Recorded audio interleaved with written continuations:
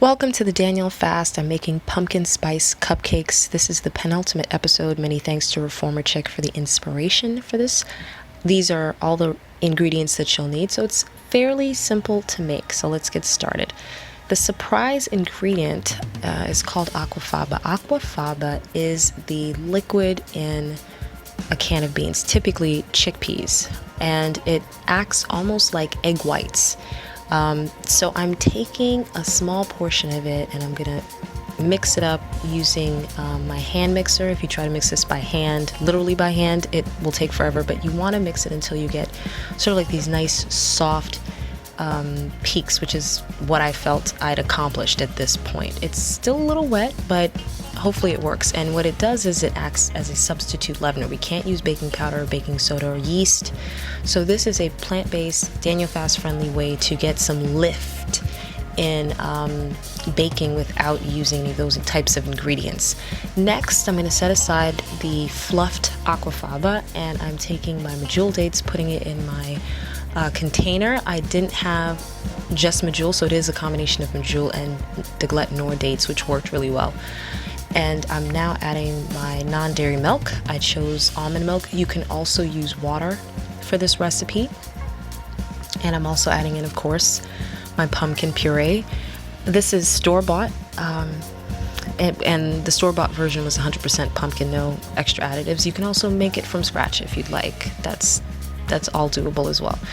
And next is the pumpkin pie spice. If you don't have this at home, of course you can make your own blend. I think it's like maybe some cinnamon, maybe a little ginger, or clove? I'm not sure, but I'm sure it's easy to make at home.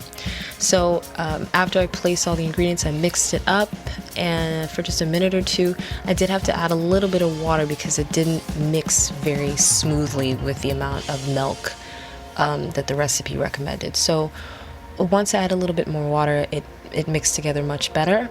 And then to that, I'm adding the almond flour and the nut butter. I used almond butter as my nut butter, but you can use anything of your choice, whatever you prefer. I like the taste of almond butter better.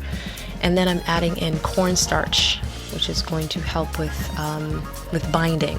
You can use arrowroot starch and tapioca starch. I find tapioca starch makes things a little gummy, but whatever you have on hand, and if you are comfortable using starches. And then I just mix everything up until all of the ingredients are evenly distributed throughout the batter. Then the final part is adding in the aquafaba. Now this I'm gentle with because I've never tried this before, so I'm not sure how to make it work exactly, but I will say that the aquafaba I used was refrigerated for a long period of time, so it was very cold when I started using it, and this is the best try I've ever had at it, because I've tried to mix it before and it never turned out that fluffy. So I felt very good about using it. So as you can see, I'm just folding it in to the mixture. I'm not trying to like do a regular hard mix. I was just trying to be very careful and mix until I couldn't see the white anymore. After that, place it in a muffin tin. It makes about 6. Make sure it's well greased, or just use paper liners, which I think would have been better. And this is the final product. It was still a little dense, the aquafaba I don't think did the trick as much as I'd hoped. Hope you give it a try, and see you in the next one. Bye.